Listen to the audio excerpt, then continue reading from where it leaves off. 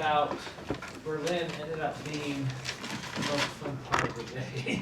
So we're going to start with Munich first to make sure you see where we're going and what we're doing. And I think we'll kind of talk about the museums. Then I will go through the Greece lecture, and then you have the break. So the stuff that you've been studying, you kind of have in your mind before you take the quiz. So who here has been to Munich before? Anyone?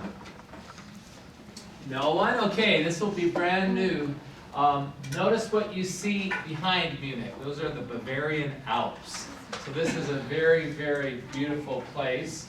We'll talk about that building in a moment. That's the Rathaus. That's the city hall. That tall, kind of Gothic-looking building in the middle. Now, I did a little bit more legwork last time for Berlin, and I decided to do that again today. If you have your Munich map, this is what I had hoped to get for all of the places we were going. But some of the cities no longer have them, which is why you have those pop-up maps and some other ones. These are just so handy because they're laminated, they're thick, you can stick them in a pocket, and of course they have the metro on them as well. So I just kind of wanted to point out where we will arrive. Hauptbahnhof means chief train station, or we would say the central train station. Think of a little pointer here. So that's right here. You notice that all the subway lines, all the streetcar lines, everything comes right there. We will come in from Berlin. We leave Berlin at like 7 or 8 in the morning, and we get there early afternoon. And so we will then take either the U4 or the U5. That's for U-Bahn, which means under train. Okay, the train underneath the ground. And we'll get off at a place called the Westendstrasse station, and our hotel's only a few blocks. Okay. Now, I've circled all the places that we'll come and go from. Our museums are often a place called Königsplatz, which means the King's Plaza or King's Square. I'm going to show you some pictures of that in a moment. And once again, this is Germany. Everything works in Germany. So, we'll just catch the U-Bahn, and we'll change at the Hauptbahnhof and go up to Königsplatz. The other place I've circled is where we're going to have that first afternoon. We'll have some free time. This is the old city, Altstadt. Wer hier spricht Deutsch? Anyone speak German? Okay, Altstadt means old town, and I'm going to show you some pictures of that. That's also where we're going to have dinner a day or so later. For those who are doing the Dachau excursion, notice that Dachau actually shows up on this. Now this is a regional train, it's not an U-Bahn, but I have some instructions that I'll give you for those who are going, just get on at the Hauptbahnhof again. Okay, so you see that everything is just all easily accessible with the beautiful, clean, nice. If any of you have been to New York, this is not like the subway in New York. Okay, this is Germany. Okay. Now, this is just a little bit of kind of a sketch of the older part of town. We're actually staying right here, so it's good that we have the train stations. But Marienplatz is an area I'm going to show you. This is called the Altstadt. It was originally a walled city, medieval town. So Altstadt, Marienplatz means the Plaza of Mary. This is where we're having our big group dinner. A place called the Hauptbräuhaus. I'll show you a picture of that. And Königsplatz, once again, is where the museums are that we're going to. Now, Königsplatz, Germany, if any of you know anything about German history, Germany throughout the Middle Ages was not a country. It was a collection of kingdoms and duchies and principalities. It was a very feudal, decentralized country. And it didn't come together as a single nation until 1871, when the strongest of the kingdoms in what used to be called the Holy Roman Empire, the German Confederation, kind of conquered everybody else. And that was Prussia. The capital of Prussia was Berlin, which is why Berlin became the capital. But it was really interesting. It became almost a federal empire, which I know sounds nonsensical. But the different kingdoms and duchies and principalities were incorporated into Germany, and each one was kind of like a state in the United States.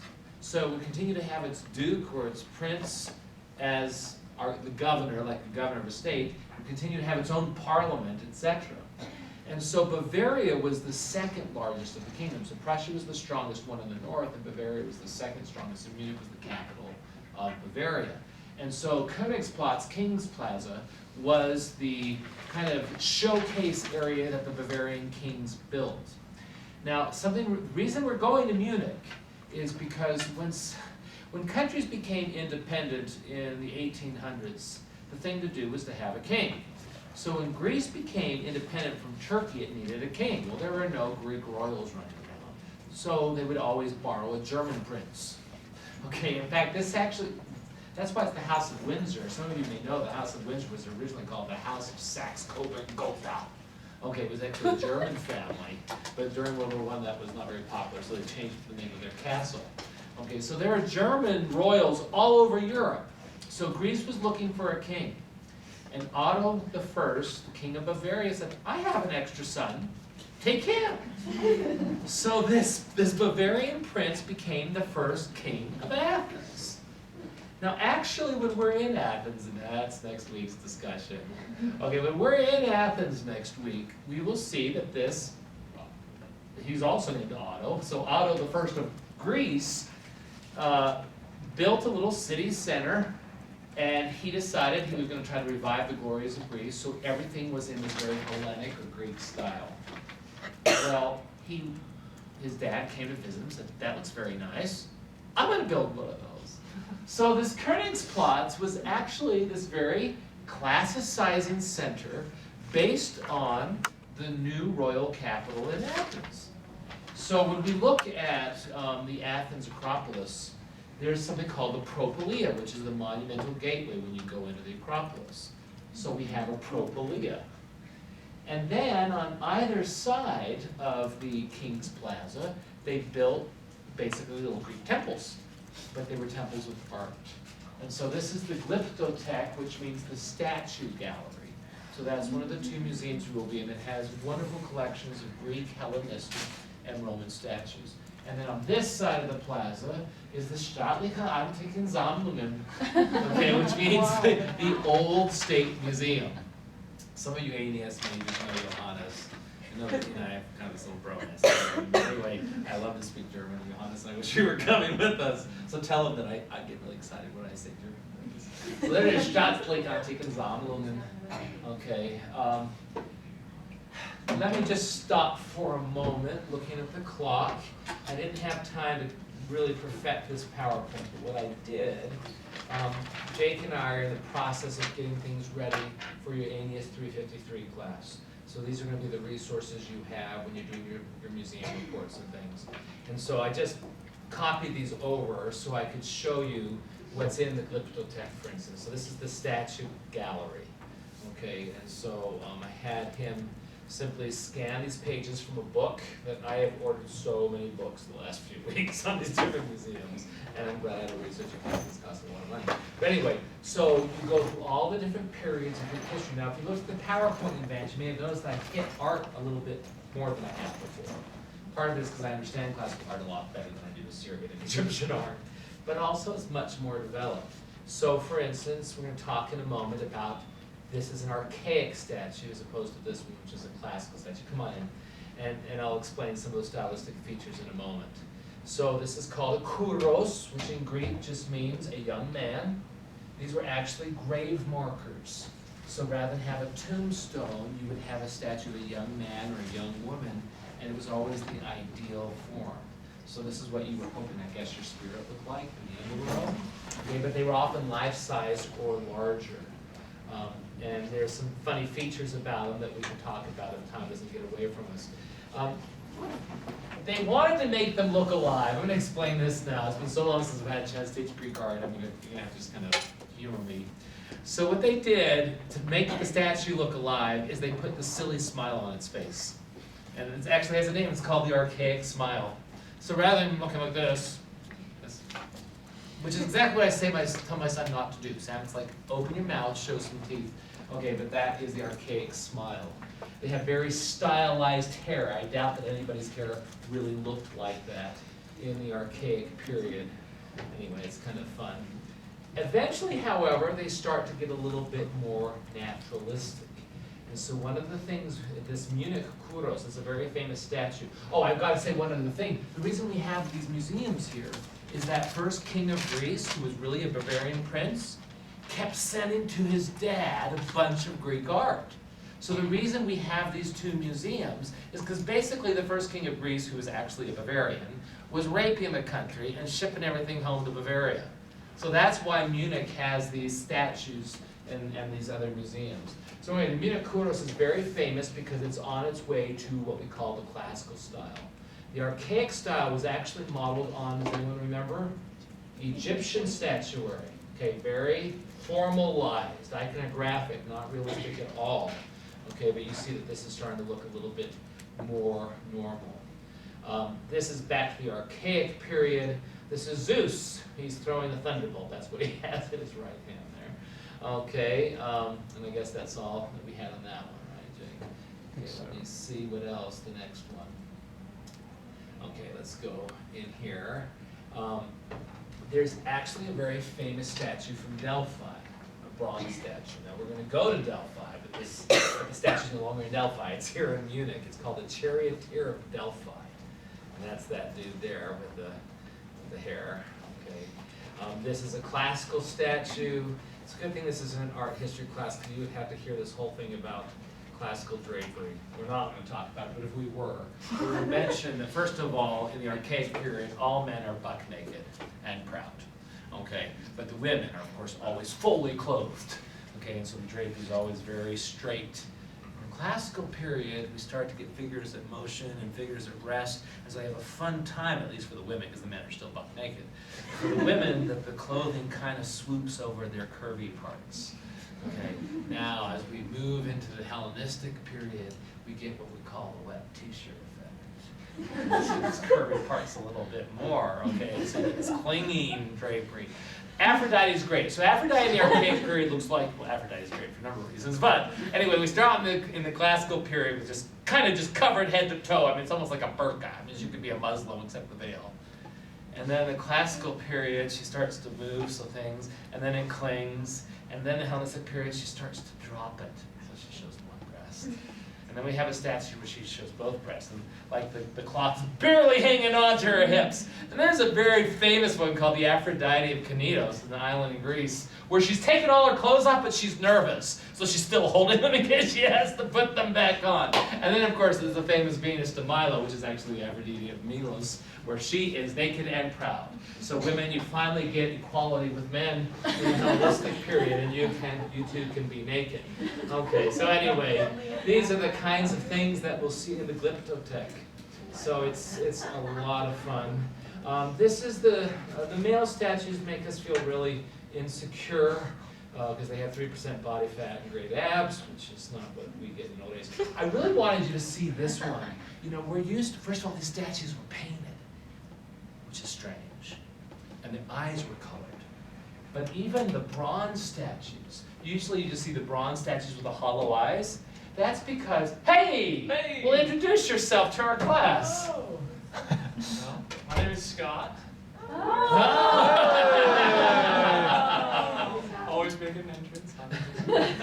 So you didn't have practice today together. So it's auditions week. Okay, great. Well, have a seat. Thank you. We're doing things in a little different order than we usually do because I have to go to choir practice tonight early, run the Easter concert next week. So we're doing Munich, then we're talking about Greece, and then Jake, our assistant, is going to, your roommate, is going to give the quiz. So the quiz will be after a break. Okay? Good. Well, we're glad you're here. So back to that upper left. So there's a bronze statue. Notice that the hair was painted black, and they had inset eyes. So these statues were always meant to be very, very realistic. Okay. This is a great statue. Now, this is the Hellenistic period. In the Hellenistic period, they start to have personifications of qualities. So this is Plutos and Irene. Irene is the Greek goddess representing peace, and Plutos is little baby wealth. And the idea is peace brings about wealth. And look at little wealth, he loves his mommy. So we just kind of peeking at her. Okay, now, one of the things that happens in the Hellenistic period is very dramatic. I don't know if many of you know much about, Western European styles. So we go from classical to Renaissance to Baroque. Okay, so this is kind of like the Baroque period in Western art or the Romantic period in Western music. So you've got lots of emotionalism. So you've got lots of people dying, lots of people in, kind of extreme positions. Now, once again, these are all the things that are in the Glyptothek there in Munich. Okay. Oh, there she is, the Aphrodite Kinesis. Remember, she's holding her clothes. Remember I told you? So we go through the heavy drapery, the wet t-shirt, bear a little bit of chest or breast, and then take it off and keep it just in case, standard shows up and you have to cover up again. Okay, so anyway, there's some great things, and like I said, Jake and I will have this all online, but don't worry about it for this class, okay? With the next week or two, I'll have ANES 353, your spring class, fixed and set up, and these kind of things will all be posted. So what you'll do is you'll pick a statue or a work of art in each museum, and these are the kinds of resources you'll have online. And I think what we decided to do is we're going to do all of the written stuff before we go. Okay, so that when we're there, you just have the checklists. This is a great statuary group. Off the coast of Athens is an island called Aegina, and the Aeginetans had inferiority complex because the Athenians were so cool and so wealthy. But they tried to do everything kind of on a minor scale. So we're going to see the Parthenon when we're in Athens. Well, in Aegina there was a statue, it's like Athena's little sister. It was a nymph called Apphia. And so they built kind of a mini Parthenon on this island. And the Germans have restored it beautifully in Aegina, but they brought all the statuary home. So all of the statuary that was in the pediment and all the other sculpture is now here in the Glyptothek. So this is going to be great, and I'll tell you more. What's great about this particular thing, remember what the pediment is, the triangular area on either end of the temple? One side was archaic and one side was classical. So you actually can see that they developed a new style of sculpture while they were building their temple. So you have the archaic statues from the one pediment. See, you've got your silly archaic smile, your stylized hair, etc. But eventually, oh look, and there's how the statues look when they were painted, which is a little disturbing to me because we're so used to them being plain and stone. But then when you get to the other pediment, we're going to see the classical versions of all of this. So anyway, yeah, we're still archaic. Okay, we're still archaic. Here's the classical one. Okay, so the classical one's meant to be more realistic. Okay, let me show you one more of those, and let's get back to our PowerPoint. Okay, this is the Hellenistic stuff. So this is all we call it Sturm und Drang in German, which is the wind and the force, the storm and the force.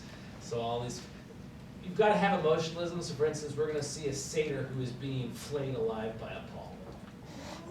Or drunk and not ashamed, okay? Just kind of sprawled out there. So we'll do a close-up of the face, not of other parts there. So anyway, this is one of my favorite statues ever. So in the classical period, everything's idealized. So it's either statues of gods and goddesses or people that look like gods and goddesses. In the Hellenistic period, in addition to all the emotionalism, we start to get real-life figures. So old women, little kids. So this is a boy and his pet goose. Okay, and he's probably going to kill a thing, but anyway, but this is one of my favorite statues ever. So remember, we've gone through the archaic period, these stiff kind of Egyptian-looking statues, then we had the classical period, beautiful women. Now we're going to get an old woman. And remember that statue of Irene Peace looking at her baby Wealth? Okay, a woman has a baby. This old woman's baby is her wineskin. So this is a drunken old lady, and she is kind of cradling her wine jug as if it was her baby.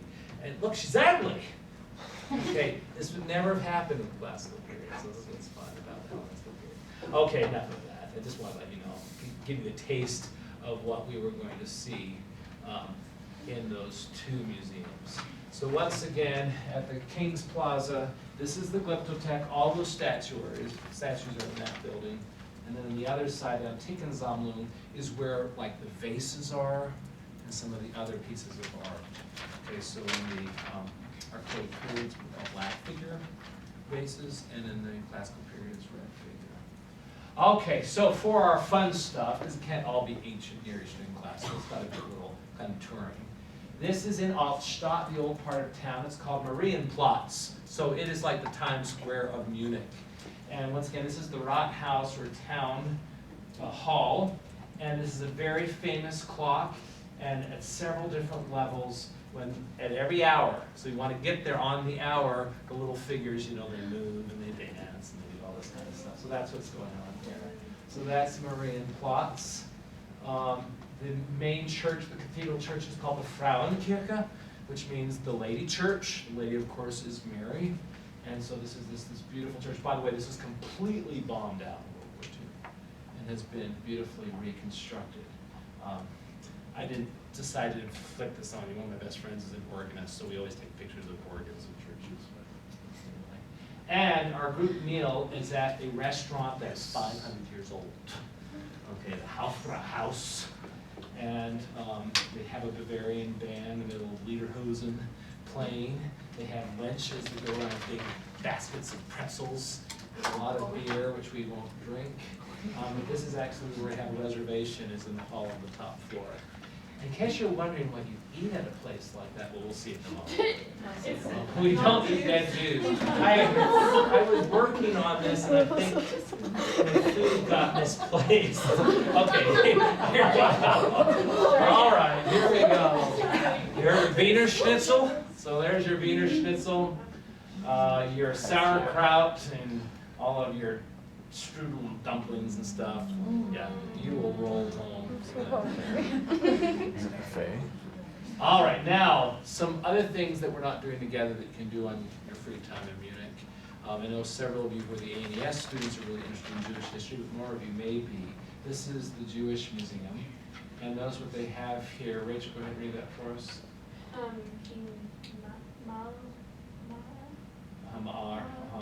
So never, this will not happen again.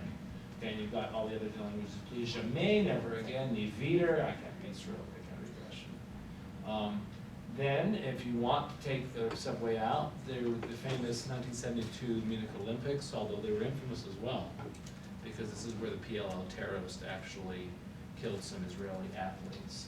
But if you want to go out there and see the old Olympic venue, that's there, etc.